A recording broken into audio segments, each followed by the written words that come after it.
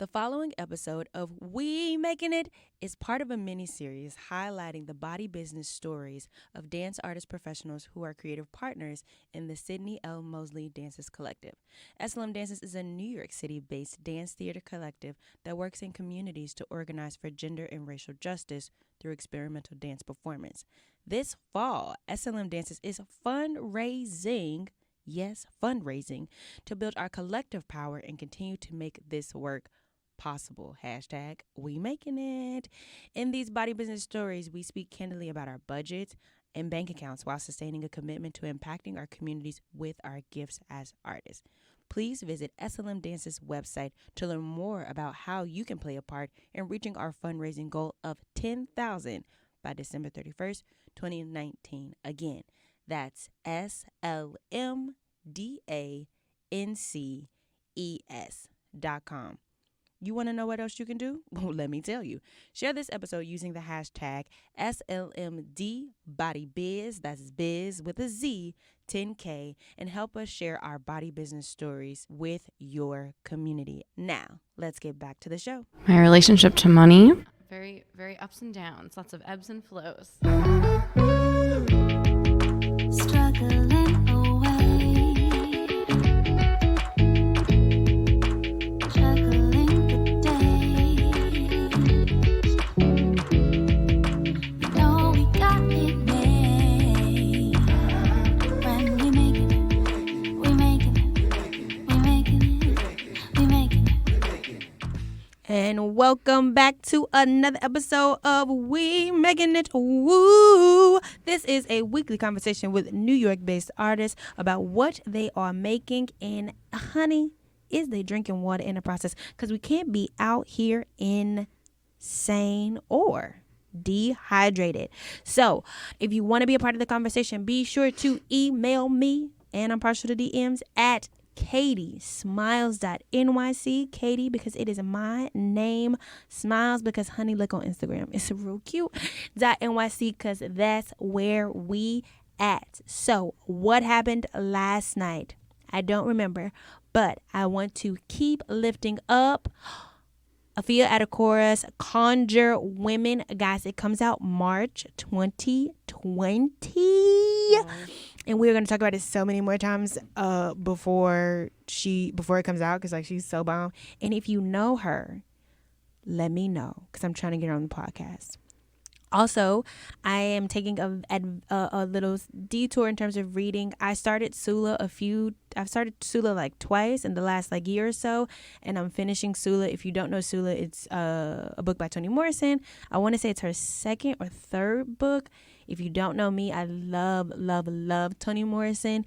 And so like I just needed to finish this book real quick. And so without further ado, if you are new to this conversation, this is a conversation around specifically what folks are literally making. Budgeting 101, but specifically what are they making and how are they paying rent in order to dance, and vice versa. And so, special guest, can you introduce yourself? Hello, my name is Joan Bradford. Hey, Jonina. Hey. All right, Jonina, let's get right into it. So, Joan, how are you making this life happen numerically, financially? Ooh. Well, I work a lot. Okay. That's number one. Okay. Yeah, working more than anything else. Okay. So spending a lot of my time doing that. I have a lot of jobs. I have Yes. a long Tell the list. people of all the jobs you have All right.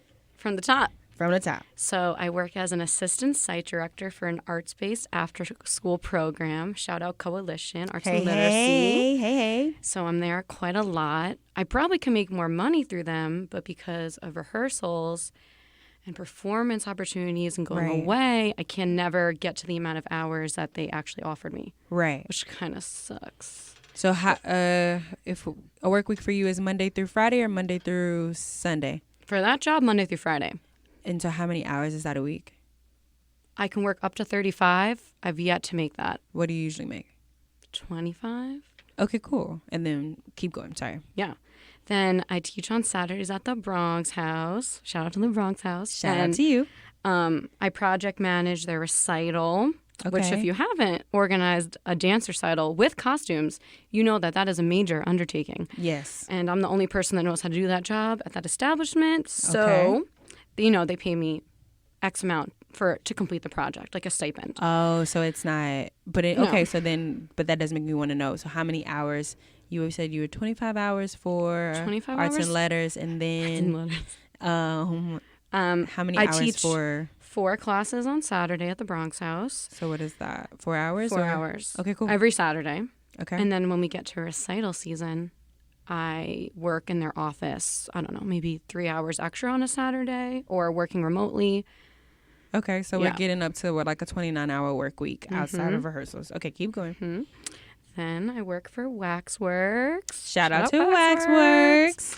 And I'm stepping into a more of a leadership position coming up. Okay. So that time commitment was one Sunday a month, show day, which Okay. is, I don't know, 1 p.m. to maybe 10 p.m. all day in the theater. And 1 then to 10 is what? 8 hours? So what are we? 29 plus 8 is 37, I think. I hope.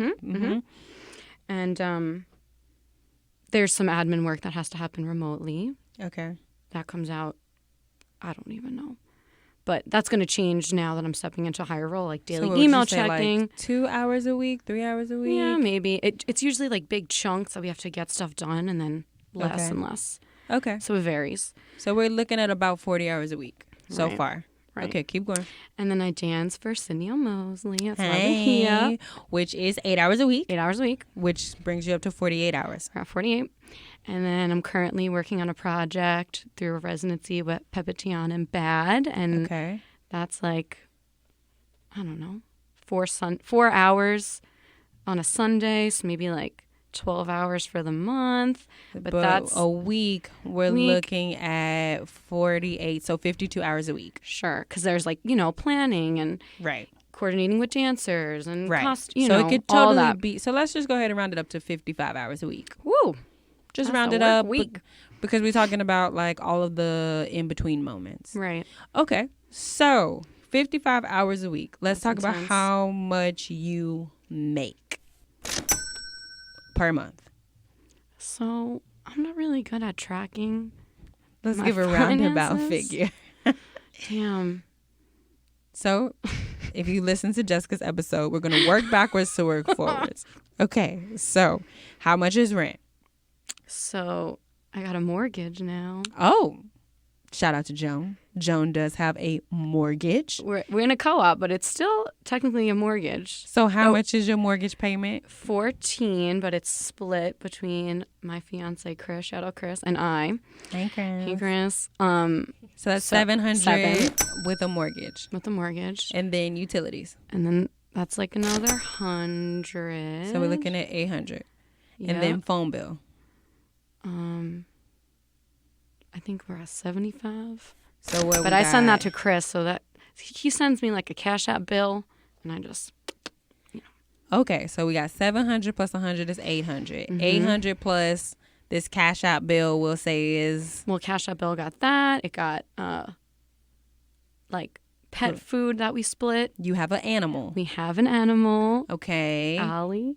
So we can say what about $150 Yeah, Cash something App like bill? that to split the things. So we at $950 Mm-hmm. travel expenses. So I had to get a car because I commuted to college. Well, I had a car. The car was there. I was planning to not have the car, but then we'll get into why that happened.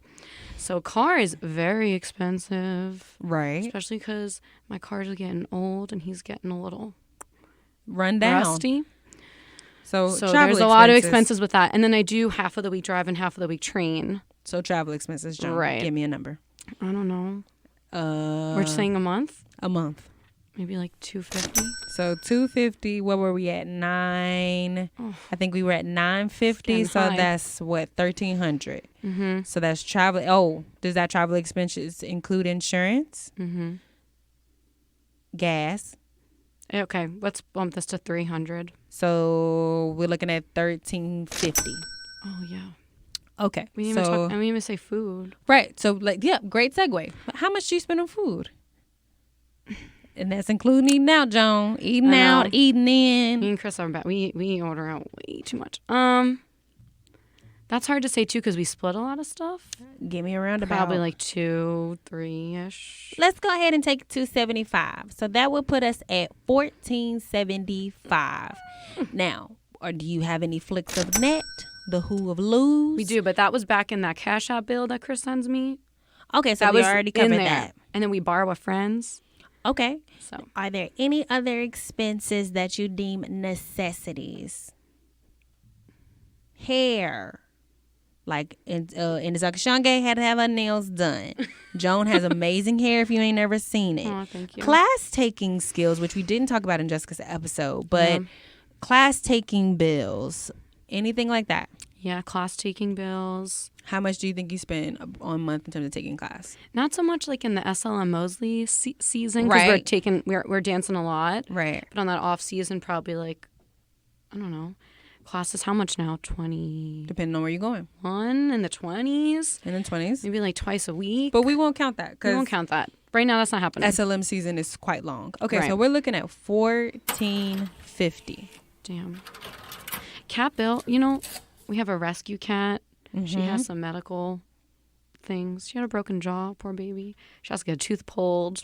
Okay. Who knew how much Give me a cat number. dentistry would be? That's about to be a $500 drop. Okay, so what are we at? But is that $500 a month? No, that's just like a one-time thing, but it's happening soonish, so I wanted to throw that in there. So $1,450. So you basically be spending $1,950 for that month. That's crazy. It is. And what's even more crazy is you telling me how this $1,950 gets paid based on. You just told me. So you did say that you have a partner. Yes. The partner does cut expenses in half. Yes, we You have everything. also have enough resources to have a mortgage. Correct. These are, I'm trying to go through your I'm going to give you disclaimers that I've picked up in the conversation. So you have a partner that helps you split things. You have a little bit of resources in terms of like a mortgage, because that is a specific type of resource. And then you have these jobs. How does this $1,950 get paid? Is it mostly from the Arts Coalition? Is it mostly from teach? Like, what's the breakdown? Mostly from my job. That's the most hours. Okay. In the time where I'm doing like teaching and project managing, I was able at 1 month to pay most of my things through that. Okay. So that was pretty cool. But that's it's being paid from working. Okay, cool. Okay. And one thing you haven't mentioned, which I didn't get into in Jessica's episode, is health insurance. Do you have benefits? I do. So I do have benefits. I'm on my parents' insurance till 26. Right. And how old are you now? 25. Okay, Feeling so you alive. got one more year. I Me got too. Holding on tight. Yep. We are holding on tight to this insurance. Honey, I don't know if I'm holding on tight. I need to make sure I need to take care of some things. I know. We'll talk about it later. But it would cost more money for me to go on my job's health insurance because I only need, like, for instance, I only need dental. Right. And I do have some eye medical conditions Okay. that thankfully are paid for with my parents' insurance. Okay. But I don't have dental, so, like, I have to get a root canal done. We're just waiting on me to turn 26 and how much pain I can live through before dropping that. Okay. Yeah. So I have everything but dental right now. And I could get it through work, but it wouldn't make sense for me to pay when I have, it just like Sure. financially doesn't make sense. Sure. Which is a great segue to what identities do you hold? You don't have to disclaim or not, that you feel like have given you access to the systems that you do have in place to afford this life. Well, one is that I'm a white woman, and that's, as Jessica said, major. So that, period. I'm also from New York. I'm a Bronx native, Okay. born and raised, which I feel like is a privilege when stepping into a dance scene because this is like the only dance scene I've known. And, Right. when I started, after graduating, taking class and doing like intensives and stuff and just like meeting people or dancing Right. with other people, no one really mostly was from New York. And Right. it's like, damn, you came from X place to move here. There's no one, there might not be family that you have nearby. Like I have a Right. lot of family I have family over the Bronx that, you know, if I needed to, I could connect with or stay with. Mm-hmm. So that feels like a major thing. Like I was able to live with my parents after graduating. Right. It was really, I won't say the F word, difficult Yes. to do that. But it was a privilege that a lot of Right. people don't have. Right. And I did, you know, try to help financially, but it definitely wasn't the same amount I'd be paying if I was living on my own. Of course. Right. Of course. Of course. Not even comparable. Right. So, yeah. Okay. So then. Okay. So then, what are some, before we get into barriers, I think privilege is a word that I think can do some more digging. And so I know oftentimes in spaces that are primarily white, there's a similar to some of what you just said. Because I am white and I identify in this in terms of gender. I think that's the right word, gender. I have X amount of privilege. But could you think of a moment or a specific time where you were like, oh, I know I have this resources because this is a common resource, is that of a white woman? Like, what are some tangible, oh, I have this probably because I'm a white woman, because I don't know anybody that is not a white woman that also has this resource. Because I don't know nobody besides you that own a home at 25 or paying a mortgage at 25. Right. That would be one that I would think of. But Right. I'm speaking from the eye. Right. That, yeah, totally. That's the only one that comes to mind just because you said that. Sure.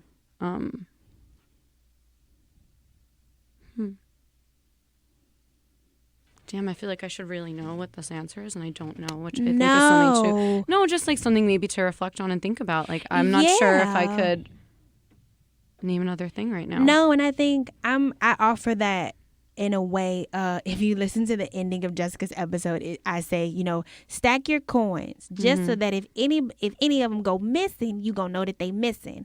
I think that goes with barriers, and I think that goes with privileges.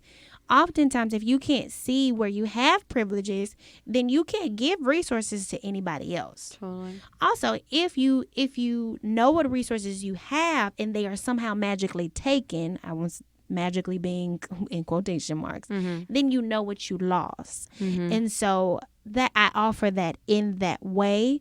Just because, again, I'm not sure as a field we being this as the dance field as a collective, take stock for the privileges that we do come with into the conversation. Like, I know at home, the school that I went to is one of the top ranked schools in Texas, period. I know that if I went back home with this piece of gold that is like probably the most expensive jewelry I own, I'm referring to my Aggie ring. Aggies know about their rings. But I know for a fact that there are just certain conversations that because I went to that school, people don't even care about what I was doing at that school. They just know that I went there and I got that piece of paper, and they want to talk to me. Right. And that is something that that is a privilege that was very locational. Because when I moved to New York City, nobody had heard to A&M except for the people that went to A&M. And not for nothing, I actually did, shout out to Casey Gilbert, get great discounted singing lessons. And I think partially because we went to the same school and we could bond on that. Totally. And so, like I said, I offer that, again, just to like be aware. Like, there are certain conversations that you are coming into with X amount of resources. It's just great to know what those resources, privileges are. Right. That said, what have been some clear barriers that you've noticed, given also these identities as a white woman, as a woman, as a dancer, as a native New Yorker?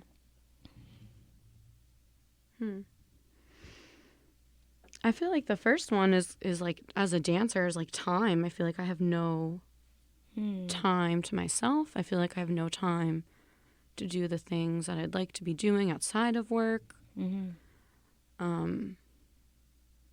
Yeah, like, just, I know recently there's like a family reunion. I can't go to that because I have to work and I have dance. Right. I'm going away with a company. Like, it's constantly, this feels like what life is like. Right. Yeah. in a recent possible job position, I did feel like there was a barrier of me being a woman. Mm-hmm. And that was a new experience. Again, like coming from a place of privilege, I haven't had that experience often where it felt like because I was an identity that there were things that weren't going to work out or being judged upon. And that was a really strange and gross experience. As like a woman who is a dancer, I felt that it was in a dance sort of situation. Right. And another barrier is living in the Bronx and having to be in Brooklyn and Manhattan and Queens. Yeah. Honey, I didn't make that commute the opposite way around. She ain't no joke. Yeah, this commute is rough. And to say we couldn't have, like, Chris and I purchased a co-op, which is something that I would love to tell more about and just share how that's something that might be more accessible than people think. Right. And really important. Right. We could not have gotten a co-op in any other borough. Right. There's no way. We got the lowest listing co-op I could find, right, which was in the Bronx. Right. So we really wanted to own. Chris has lived in apartments his whole life. Mm-hmm. We saved up. That's why we lived at home for many years after graduating. Mm-hmm. It was kind of awful, but he was like, we're not moving out until we can buy something, even if that takes many years. So, and shout out to him for like knowing what he wanted. Yeah. And like, well, baby, yeah. His whole family's lived in apartments their whole life, you know. He never lived in a house, so it was hard. I think it was hard for him to see them being able to just lose something so quickly or, you know, have rent increase or something gets busted and no one comes and fixes it and they just got to live with it. Like stuff like that is what we are living with. New York living. Right. So it's great that we own that thing, but it does make things very far. And there was a bit, not only the travel barrier, but like even the desire to own a place. Yeah. You have the barriers of like, what can you really afford? Right. And like putting any little pennies saved into it and then they're being gone. Yeah. Right. So to close, I want to ask the same question that I asked with Jessica.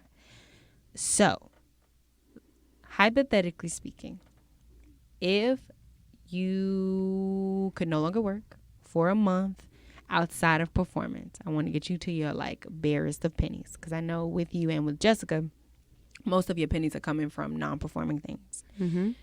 If you drop down, got your eagle on with them last set of pennies, what community, family, resources do you have to rely on if you are literally down to those last pennies? Mm-hmm. Well, I have a partner. That's a major one. It helps. It really would help. It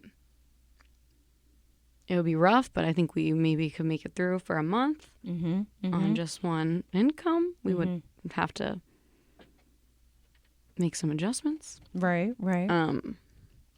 But I think that makes me feel safe in that sort of way.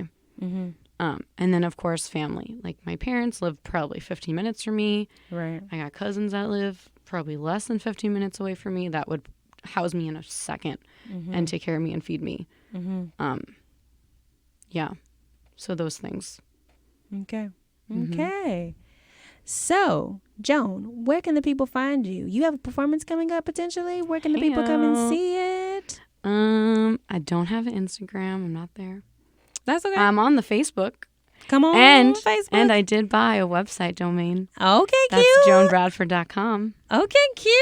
Okay. We'll have to talk on off air about when you bought that, girl. I'm trying to buy one too. It was a lot at first, but then, like, if you break it down, it's not that bad. Yes. We should have put that in your expenses, Joan. That's what I mean. No, I really. I don't even know if what we said was even it. Like, I really got to sit down with a spreadsheet. Honey. I'm just scared of it. I really am just feel scared about it. We have talked about it. If you count the pennies that you have, you'll at least be able to take stock at what you have. I know. I feel like sometimes people be looking at numbers and be so stuck on what they don't have. But if you just could look at what you have, I know, you could potentially get more. But I also want to bring up before we close this episode, honey, sometimes we be out here, dancers, and let me speak from the eye. There was many a time that I was out here trying so hard to get more coins that I hadn't even figured out how many coins I needed. So I was sitting around, spreading myself too thin on a bunch of pieces of bread, and I wasn't even making no sandwiches. I think that's where I'm at. Honey, That's so you where I'm need at. a good sandwich. You need less bread, more peanut butter. And if you're not getting this analogy, honey, do less jobs, account for what these jobs are bringing in, and then potentially trade out a job for another job so that you know at a baseline, this is what you need. This is what this gives. Oh, this don't give that. Let me do something else. Oh, Because we can't, again, we all need sandwiches. We all need to know how many pennies we have so that then if we need somewhere, baby, we can't be out here with a full bag of candy talking about, oh, can you give me some more? You don't need no more. I know. But this is what I feel money and like, I don't know. I feel like that's what I've been told my whole life. Just like try to make as much as you can. Right. Until what? I have a breakdown on the, you know well, what I mean? again, and then, Right. And I think it goes to both ways too. I'm thinking about Halloween candy because, it's Halloween season. Mm-hmm. Maybe, you went trick-or-treating and they only gave you the fun sizes. Direct correlation to dancing. Maybe you make X amount of money, but you really just need somebody to cover transportation. Or you really just need a friend that got to hook up at a gym. Or you really just need somebody that got to hook up at a garden because you just really like a little bit more extra greens. Whatever it is, it's nothing wrong with asking. Hell, Giving Tuesday is all about asking, but it's asking for the things that you need. You don't need to ask for a whole pot of candy if you got like half fun sizes right there. Right. You might just need the full sizes. You might just need a Jolly Rancher because all you got was Starburst. You see what I'm saying? I totally see what you're saying. And so how can we be, again, clear about what we have so then we can be clear about the ask? Because, nonprofits, SLM Mosley, we all out here looking for X amount of money to keep these programs running. And I do feel like there could potentially be, for non-dancers, this notion that because I'm asking you for money, I'm not out here making money. I'm not out here generating as many resources as I can. And that's not true. Right. It's actually the opposite. Like, I've taken stock of what I have, and now I'm asking you for that other part. Right. And so... And then too, I'm also thinking about like if I can be really clear about what I need, honey, I can get real slick about the ask. Right. What you want? You need something like a partnership. You need something like kind of like a barter. And so I offer all of that to say, Joan, look at your damn finances. Just to look at them. You don't even have to look at them just look at it for like 5 minutes. Just start with 5 minutes a week. Finance 5. That's what you should call Time for the it. Finance 5, everyone. Please take out your Google Doc. We're going to do the Finance 5. So yeah, please. You're right. You're so right. I know this. Check out Joan at joanbradford.com whenever the domain is ready. Also find her on Facebook. Oh, yeah, it's ready. It's ready. Baby, check her out. As always, I want you to make it live. I want you to make it breathe. Honey, smack on the sandwiches that you make. But as always, I just want you to make it. Bye, guys. Bye. Now a note from SLM Dances. This episode of We Making It is part of a mini-series highlighting the body business stories of Sydnie L. Mosley Dances creative partners. SLM Dances is a New York City-based dance theater collective that works in communities to organize for gender and racial justice through experimental dance performance. In sharing their stories with you, SLM hopes to make plain their needs as dance artists and inspire you and all SLM Dances community members to think and act from a place of abundance, empathy, and urgency. SLM Dances is fundraising to build our power as a collective. Our goal is 10,000 by December 31st, 2019. Please visit SLM Dances website at slmdances.com. That's SLMDANCES.com to join SLM Dances community and become a donor. Keep in touch with SLM Dances fundraising efforts by following us on Facebook, Twitter, or Instagram, all at SLM Dances, and the hashtag SLMD BodyBiz with a Z 10K.